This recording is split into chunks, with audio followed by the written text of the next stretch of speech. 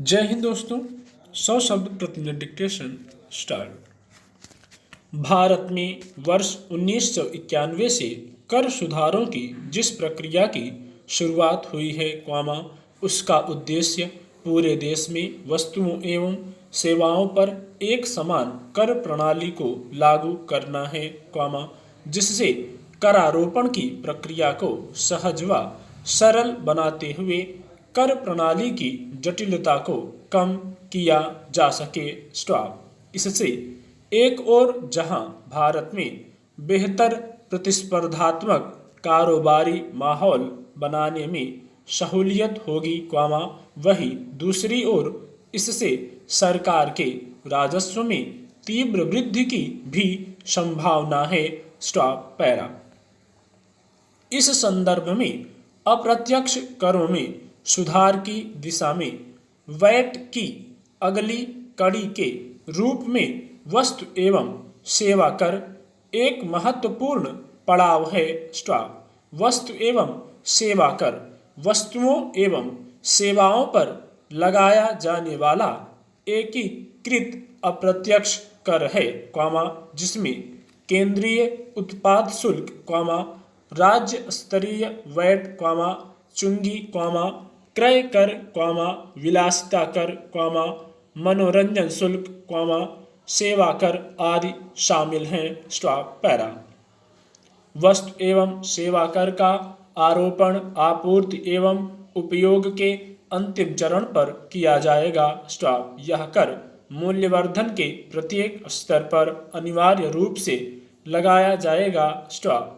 इसमें प्रत्येक चरण पर किसी भी आपूर्तिकर्ता को टैक्स क्रेडिट सिस्टम के माध्यम से इसकी भरपाई करने की अनुमति होती है। स्टॉप। इसमें ग्राहक को केवल आपूर्ति श्रृंखला के अंतिम चरण पर आरोपित कर का ही भुगतान करना होता है। Stop para. वस्तु एवं सेवा संबंधी कर सुधार को स्वतंत्रता के पश्चात किया जाने वाला सबसे बड़ा एवं दूरगामी प्रभाव वाला कर सुधार बताया जा रहा है। स्टॉप। इसकी पृष्ठभूमि वर्ष 2006-07 के बजट में तैयार होते देखी जा सकती है, जब तत्कालीन वित्त मंत्री पी चिदम्बरम ने इसे प्रस्तावित करते हुए 1 अप्रैल 2010 से इसे लागू करने की बात कही थी। Stop para.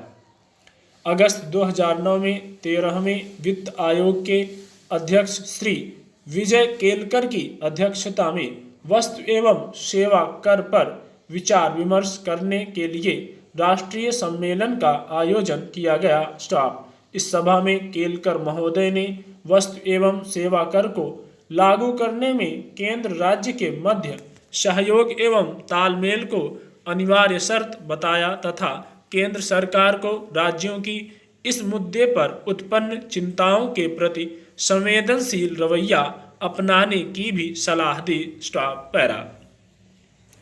इस यात्रा की अगली कड़ी जुलाई 2010 में उस समय जुड़ती है, जब तत्कालीन वित्त मंत्री ने वस्तु एवं सेवा कर संबंधी एकल दर प्रस्तावित करते हुए त्रिवर्षीय योजना प्रस्तुत की। स्टॉप। इसमें राज्यों हेतु क्षतिपूर्ति के प्रावधानों को भी शामिल करने की बात थी। स्टॉप। मार्च 2011 में सरकार ने वस्तु एवं सेवा कर संबंधी 115वां संशोधन विधेयक प्रस्तावित किया। स्टॉप। इसके अंतर्गत केंद्र व राज्य के मध्य बेहतर तालमेल कायम करने हेतु केंद्रीय वित्त मंत्री की अध्यक्षता में वस्तु एवं सेवा कर परिषद के गठन का प्रावधान किया गया। Stop para.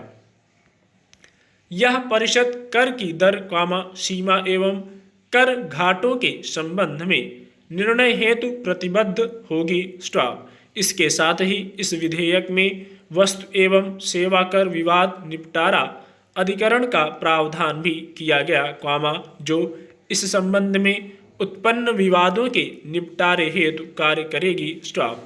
इसके अध्यक्ष सर्वोच्च या उच्च न्यायालय के न्यायाधीश होंगे, परंतु राज्यों द्वारा इस संशोधन का व्यापक विरोध करते हुए कहा गया कि यह संशोधन लागू होने से उनके राजस्व पर प्रतिकूल प्रभाव पड़ेगा। स्टॉप।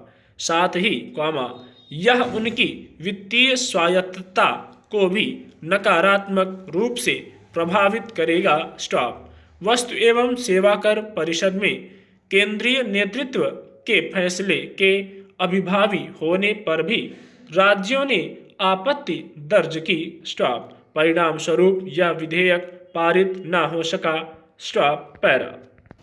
वर्ष 2014 में भारतीय जनता पार्टी के नेतृत्व में बनी सरकार ने वस्तु एवं सेवा कर संबंधी 122वां संशोधन विधेयक लोकसभा के शीतकालीन सत्र में प्रस्तुत किया। स्टॉप।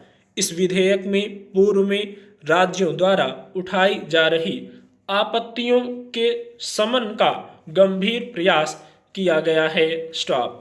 प्रस्तावित विधेयक में राज्यों को होने वाले संभावित नुकसान की क्षतिपूर्ति हेतु व्यापक प्रावधान करते हुए यह व्यवस्था की गई है कि वस्तु एवं सेवा कर लागू होने की दशा में प्रत्येक राज्य को पहले 3 वर्ष तक 100% मुआवजा दिया जाएगा, जबकि चौथे वर्ष 75% एवं 5वें वर्ष 50% की राजस्व क्षतिपूर्ति प्रदान की जाएगी। Stop para. इस संशोधित विधेयक में केंद्र व राज्यों के मध्य बेहतर तालमेल उत्पन्न करने हेतु वस्तु एवं सेवा कर परिषद के गठन की योजना प्रस्तावित की गई है। स्टॉप। इसमें 2/3 सदस्य राज्यों के होंगे और सभी निर्णयों हेतु 75% मतों की आवश्यकता होगी। स्टॉप।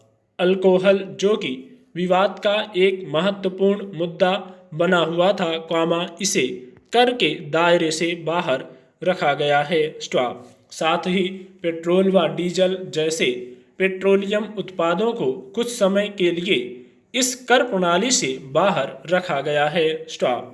इसके अतिरिक्त कर संबंधी व्यवस्था तय करने हेतु परिषद को व्यापक अधिकार दिए गए हैं। Stop para. संक्षेप में कहें तो सरकार विवादित मुद्दों को विराम देते हुए इस विधेयक को सर्वसहमति से पारित कराने हेतु कटिबद्ध दिख रही है। स्टॉप। यदि वस्तु एवं सेवा कर विधेयक के मार्ग में आने वाली बाधाओं की चर्चा करें तो अधिकतर महत्वपूर्ण विवादों का समाधान ढूंढ लिया गया है। स्टॉप। इसका प्रमाण इस तथ्य से देखा जा सकता है कि प्रस्तावित विधेयक को लगभग आधे राज्यों की सहमति मिल चुकी है एवं अन्य राज्यों की आशंकाओं के शमन हेतु केंद्र राज्य के मध्य साझे प्रयास किए जा रहे हैं। स्टॉप। वर्तमान सरकार वस्तु एवं सेवा कर विधेयक को अप्रैल 2016 तक पारित कराने हेतु कटिबद्ध है। स्टॉप। इस विधेयक पर 2015 के शीतकालीन सत्र में लोकसभा में चर्चा कराना प्रस्तावित है। Stop para. अब यदि वस्तु एवं सेवा कर से होने वाले लाभों को देखा जाए तो यह प्रारंभिक स्तर पर वर्तमान कर प्रणाली को सरल, पारदर्शी, सुसंगत व प्रभावी बनाएगा। स्टॉप। इससे करारोपण एवं कर वसूली दोनों स्तरों पर जटिल प्रक्रियाओं एवं नियमों विनियमों के जंजाल से छुटकारा मिल सकेगा। एकीकृत कर प्रणाली दोहरे करारोपण से भी ग्राहकों को मुक्ति दिलाने में सक्षम है। स्टॉप। इससे ग्राहक एक ओर जहां इंस्पेक्टर राज से निजात पा सकेंगे वहीं कीमतों में होने वाली वृद्धि से भी बच पाएंगे। Stop para. इसके अलावा केंद्र व राज्य दोनों स्तरों पर एक समान करों की दर से एक राष्ट्रीय कॉमन बाजार के निर्माण में भी मदद मिलेगी। स्टॉप। साथ ही कर प्रणाली का यह सुधार घरेलू एवं अंतर्राष्ट्रीय स्तर पर व्यापार एवं निवेश हेतु बेहतर प्रतिस्पर्धात्मक वातावरण के निर्माण में भी सहायक होगा। स्टॉप। इन सारे सूक्ष्म स्तरों पर होने वाले प्रभावों से देश के सकल घरेलू उत्पाद में भी बढ़ोतरी होगी। स्टॉप। कुल मिलाकर कहें तो कर संबंधी यह सुधार एक साथ आर्थिक समृद्धि एवं विकास को गति प्रदान करने का काम करेगा। स्टॉप।